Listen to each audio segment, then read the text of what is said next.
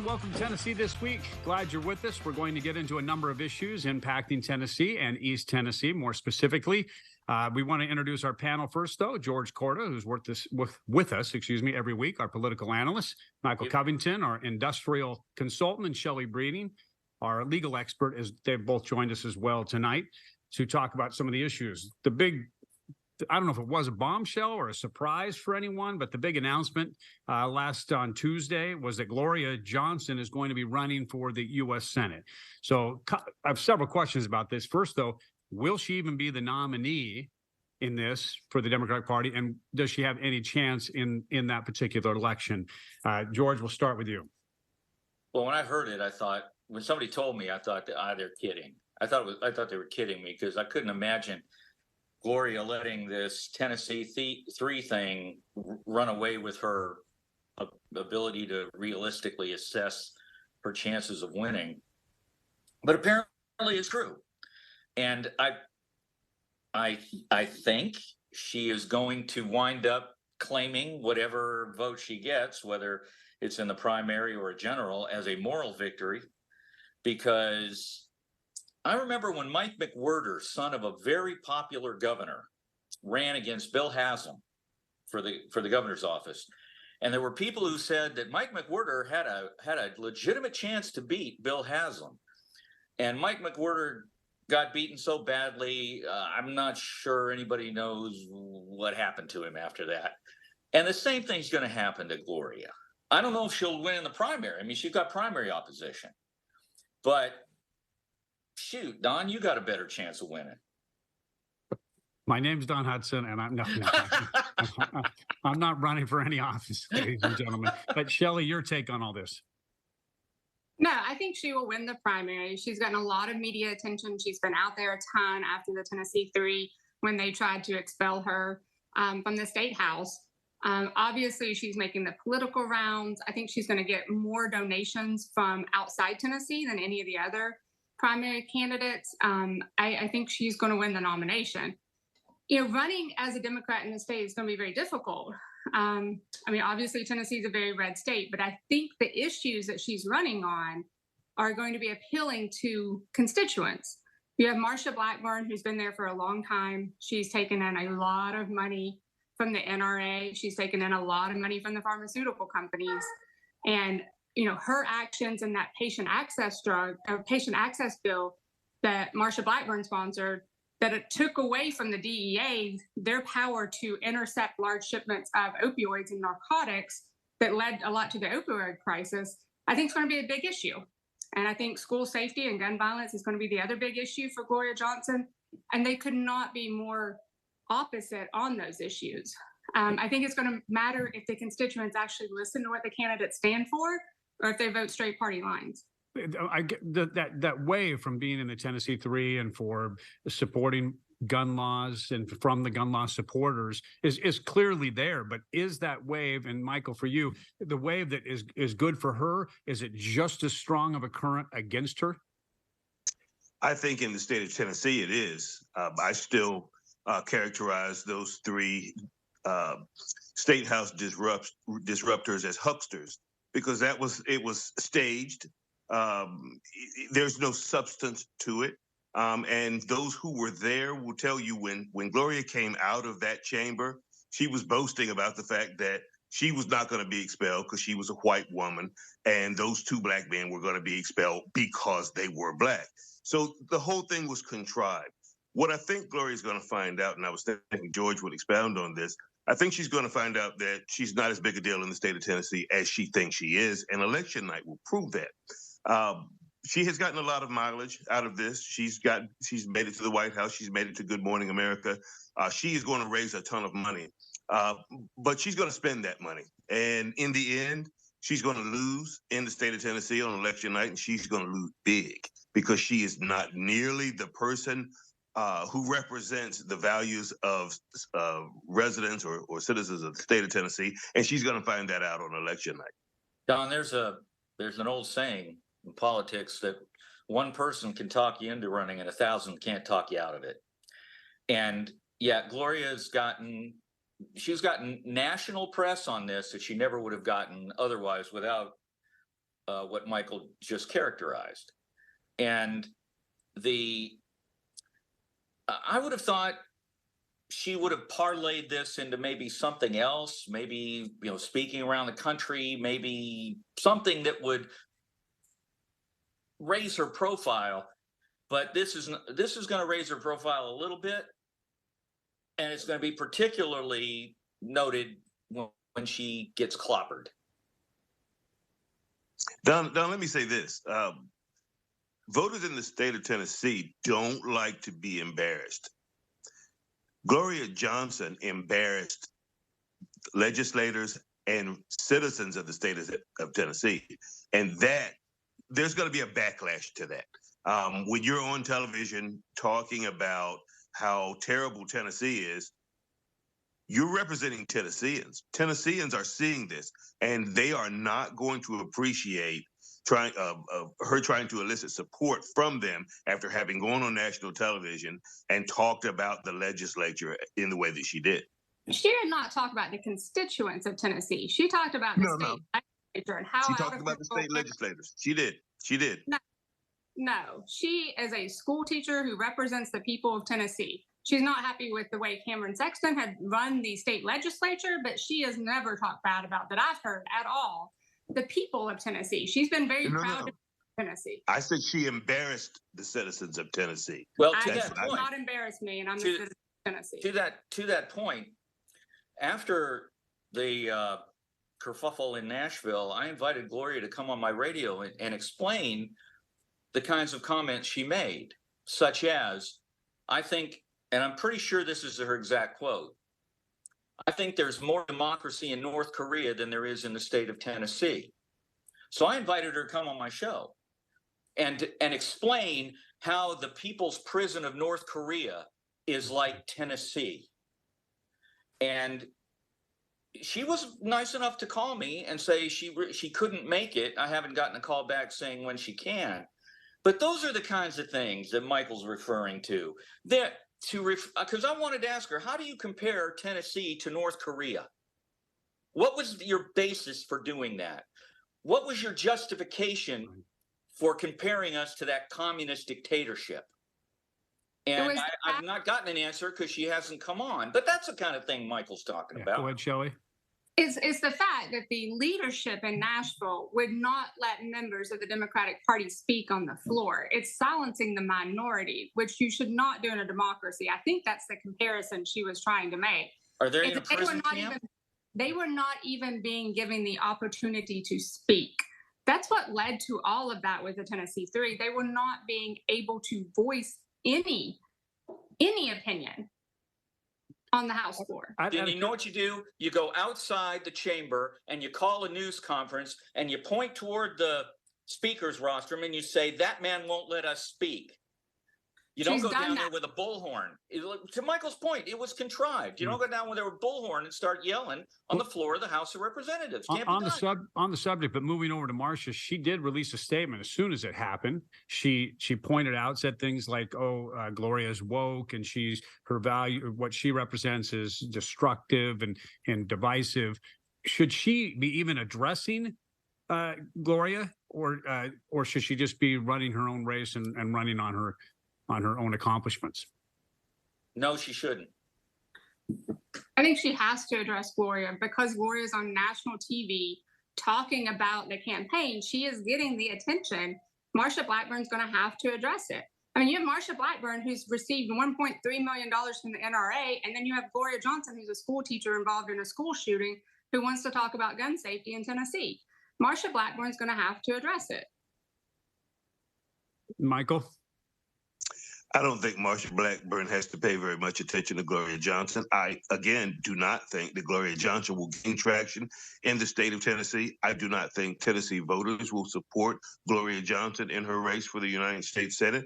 And Marsha Blackburn should probably just continue to run her race and not engage Gloria in this, because that's what Gloria wants. If she pays no attention to Gloria, Gloria will fade.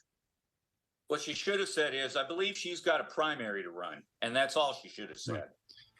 Well, And we'll wrap up that particular subject right now. We'll take a break, and we'll be back with more on Tennessee This Week.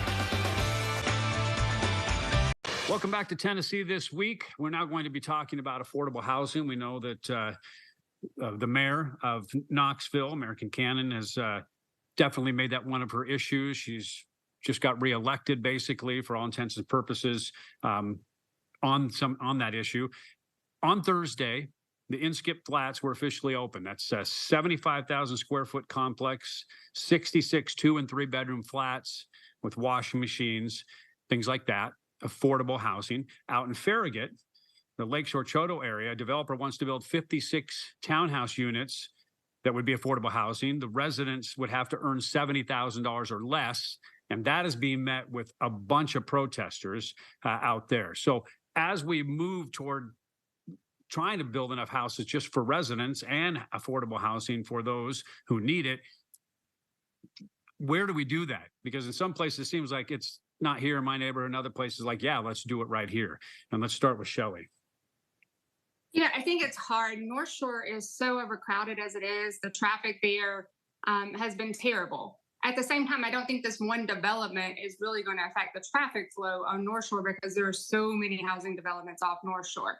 I get that the people there don't want this housing development in their backyard, but this is not housing for the homeless or housing for people who have had drug issues. These are people who make $50,000, $60,000 a year who have good jobs, and those people need housing in Knoxville. So many people have relocated to the Knoxville area that housing and especially rental prices have just skyrocketed. So if it's not on the North Shore Drive area, then where are we going to put it? But I think the answer is it needs to go all throughout Knoxville. We have to have affordable housing in every area of Knoxville at this point. Michael or George? Go ahead, Mike. I am a little concerned with this rush to build housing because housing is needed. I understand that rentals, the housing is very expensive. I get that, but I don't think you can put 50 and 60 high density townhouses, apartments, and condos on every patch of grass. I think at some point you're going to dilute the landscape to the point where people don't have a quality of life that they originally purchased, excuse me, some years ago. So I kind of understand what the residents in Farragut are talking about. They're concerned about the high density. They're concerned about traffic. They're concerned about overcrowding in their schools, and they may be a little selfish about wanting things to stay the way they are. But on the flip side of that, you just can't put 50, 100 units anywhere where there's grass. You just can't do that. Eventually, you're going to put so much housing in so many areas that no one is happy.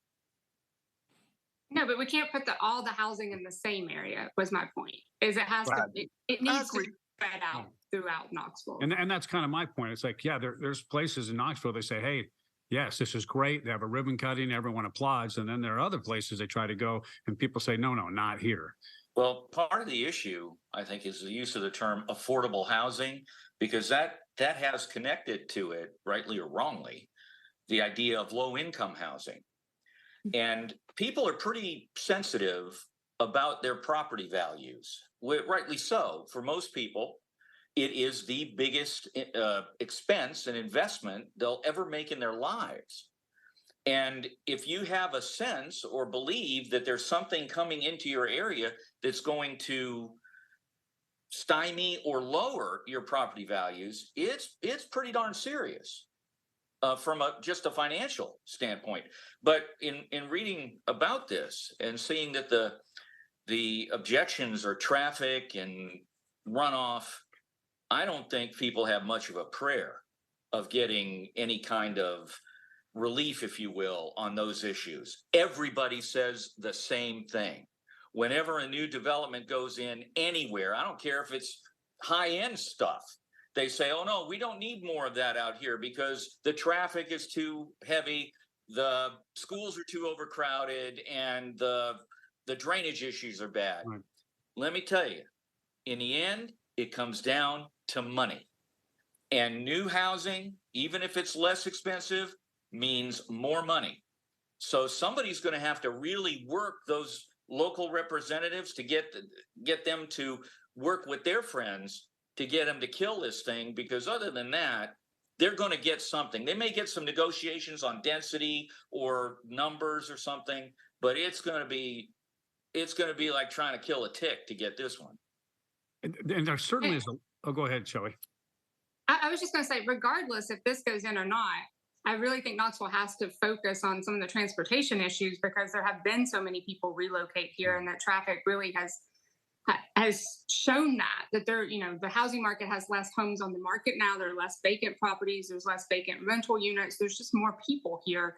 And traffic is certainly a concern that the city and the county are going to have to address. Well, and I don't know how, I don't get really focused on one little area. We've all been on Parkside Drive and over by Tenova and the Walmart. They're building 190 units right across the street. And that level, that intersection level and getting on the Parkside by those places is already crowded a lot of the times. They did do a traffic study. Another traffic light's being added. So as you talk about traffic, just to keep traffic flowing, you now have one at level, and then you have another one right at Tenova already there. They're adding another traffic light at the first entrance of Walmart. There's already one at the second entrance of Walmart. So you're now going to have 4 traffic lights in less than, I'd say, a half mile. Just because, again, you've got 190 units, let's say that's 400 people or thereabout, moving in with all their cars right in one little neighborhood. So even if we do build them, like you said, they're causing all kinds of other issues. And you can't stop people from coming. And they're coming here to escape blue states. Talk to a realtor, they'll tell you they're coming from northern blue states and they're coming from California to get out of those places.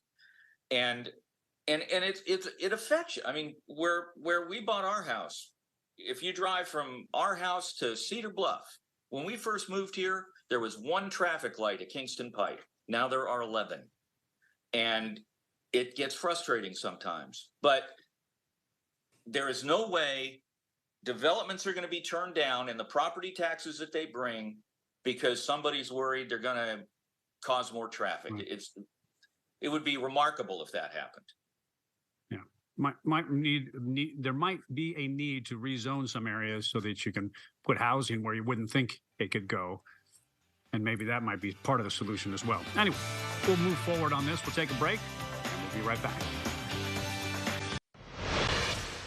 It's going to get there. We know it. I don't want somebody out driving heavy equipment or flying an airplane or what have you, but it is nowhere near in the game of heroin. One of the barriers we've had is the federal government's scheduling of it.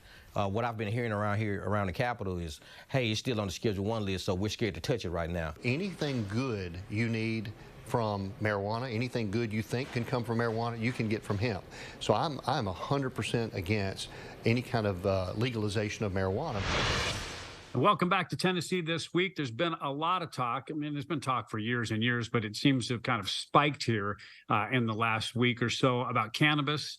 In fact, Representative Tim Burchett was talking about it as well. There's been a lot of people saying, hey, this shouldn't be a Schedule 1 drug. In fact, one of the federal organizations already said, no, let's move it down to a Schedule 3, but that hasn't been approved. So where are we headed when it comes to the legalization of marijuana? I mean, there's like Delta 8, Delta 9, Delta 10, things like that. But where are we headed? And do you think that Tennessee will legalize it? I think eventually Tennessee will legalize marijuana. I don't know that it's a good idea. I don't like the idea of being out on the streets and byways of the state of Tennessee and drivers who are under the influence of cannabis or marijuana or weed or whatever are approaching me in cars. I'm just a little concerned about that. I was amazed that marijuana was considered a Schedule 1 drug like heroin and LSD. That just to me seemed over the top, but maybe it was a means of making sure that it continued to be illegal. But that's just a bit much. Well, yeah, go ahead. Oh, I'm sorry. I was going to say, I think part of the scheduling classification was whether or not it had any medical use or not, and the likelihood, I think, for addiction. I'm trying to remember how they classify the scheduling, but part of marijuana was when it was classified as a Schedule 1 drug, it didn't have any medical use at all. Since that time, I think that's changed a lot. And marijuana now is used for medicinal purposes in a lot of states. And lots of states have made it legal for medical use. I think states more and more, a number of states have made it legal for recreational use. And I think Tennessee's going to head in that direction. I look for the federal government to reclassify it to a Schedule III drug. And I think overall that is the general shift of perception and where we're headed as a country, and definitely in Tennessee as well.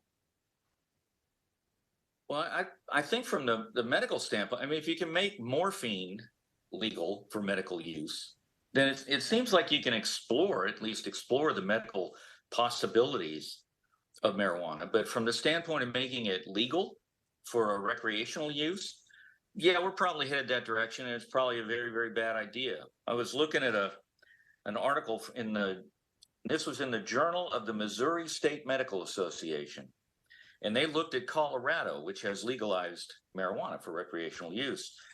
And it said, medical and recreational marijuana legalization is destroying the health and fabric of Colorado. Suicide, overdoses, ER visits, hospitalizations, and domestic and street violence due to cannabis are soaring, while cannabis tax revenues are an anemic 0.98% of the 2021 state budget. Tax revenues are dwarfed by the Centennial State's cost for law enforcement, automobile and industrial accidents, and increased school crime. So, I mean, the proponents of it only want to put it in the context of, oh, this is a good thing, people want it, it's not that bad, it just makes people feel good. There are costs to it, and the costs can be substantial. And are there two different? I mean, one, if you're talking medical, that's a lot different than recreational. I mean, one, you have to have a doctor sign off. I mean, absolutely. If the medical aspects of this are worth exploring, but in terms of putting this out there where people can just use it recreationally with the attendant issues that it creates, you just can't look at this and say, oh, people want it and it makes it, they like it. You got to look at, okay, if we do that, what are the costs going to be in policing, in injuries, in deaths, in treatment, in all sorts of things. So it's more complicated than just people want it. Is this? So what are the costs? Go ahead, Shelley. I'm sorry. I was going to say, what are the costs associated with alcohol? It's the same thing. Right. They're the same costs associated with alcohol and policing that and prosecuting DUIs and treatment for alcohol addiction. Should we make that illegal now? Is that the same argument that you're making apply to alcohol? No, what I'm saying, do you want to double that? Do you want to make that worse? You can't go back to prohibition. You can't do that. But do you want to take marijuana and put it on top of everything you just described? And to me, I don't know that marijuana costs the same amount as alcohol in those costs. Well, do you want to add those? That's what I'm saying. Add those costs. Do you want to double? I'm just pulling that number out. Do you want to double those problems by saying, okay, let's legalize marijuana? Or at least add to them, like this article in the Missouri Journal of Missouri State Medical Association says. I'll say one article from Missouri that talks about Colorado. I mean, I'm just not sure. Well, of course, you can't pay any attention to that. Well, off the subject of we only have a minute here on the same subject, but not that part of it is, will this become the next big fight for our upcoming general session, for our lawmakers to deal with, moving to allow more usage? I'll defer to one of my colleagues on that. I don't think it's going to be a big deal. I think it's been simmering for a while. Several legislators will tell you that they've been contemplating it, but they just haven't moved it forward. I don't think they'll move on it. I just don't. The medical part will probably at least make a study committee, or if it's already in one, another study committee. Right. I think they're going to put it off again. That's my thought. Okay. Well, with that, we are basically running out of time. We'll wrap the whole thing up. Shelley, thank you. Michael, thank you. George, thank you for your comments and your opinions. And we thank you for watching. We'll see you next week right here on Tennessee. The views of guests on Tennessee This Week are their own and do not represent the views of WATE 6 on your side or Next Star Broadcasting.